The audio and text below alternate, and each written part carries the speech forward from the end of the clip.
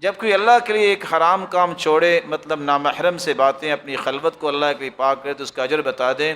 رسول اللہ صلی اللہ علیہ وآلہ وسلم نے کتنی بات خوبصورت کہی ہے، جو رب کی رضا کے لیے چھوڑتا ہے تو اللہ اسے نعم البدل عطا کرتے ہیں۔ من ترک للہ شیئا عوضہ اللہ خیرا منہ، یہ بات بھی پیش کی جاتی ہے، جو اللہ کے لیے چھوڑتا ہے اللہ اسے اچھا بدلہ دیتے ہیں، اور جو اس طرح حرام کام چھوڑتا ہے اللہ اس کے حلال میں لذت ڈالتے ہیں۔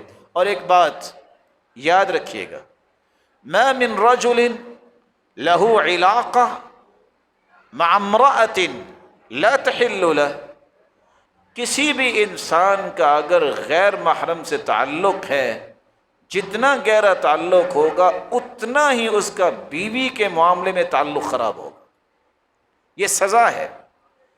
جس شخص نے حرام پہ توجہ دی ہے اللہ اس کے حلال سے لذت کھینچ لیتے ہیں۔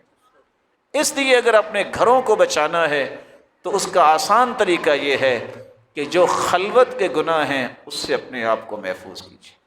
اللہ عز و جلال خلوت کی عبادت کو بھی بہت بڑا سمجھتے ہیں۔ اب اکیلے نماز پڑھیں گے 25 نمازوں جتنا ثواب ملے گا، لوگوں کے سامنے پڑھیں گے ایک نماز۔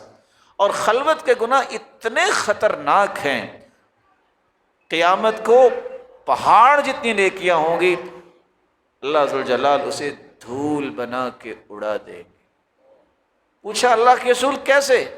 فرمایا یہ وہ لوگ ہیں جب حرمتیں ان کے سامنے آتی اور اکیلے ہوتے تو حرمتوں کو پامال کرتے۔ اس لیے رسول اللہ صلی اللہ علیہ وسلم نے عورتوں کے بارے میں بھی فرمایا ہے، نہا رسول اللہ صلی اللہ علیہ وسلم ان تتکلم النساء الا باذن ازواجہن، خامند کی اجازت کے بغیر انہیں بات نہیں کرنی چاہیے۔ خامند والی نہیں تو والدین کی اجازت اس کو ہونی چاہیے، اور دین کی بات اگر کوئی بات کرنا چاہتا ہے وَقُلْنَ قَوْلًا مَعْرُوفًا، مومنوں کی ماؤں سے بھی یہ کہا گیا ہے وَلَا تَخْضَعْنَ بِالْقَوْلِ، اپنے قول اور گفتگو میں گراوٹ نہ پیدا کیجیے۔ تو یہ ساری کی ساری چیزیں امت کی حفاظت کے لیے ہیں اور امت کی عظمت کے لیے۔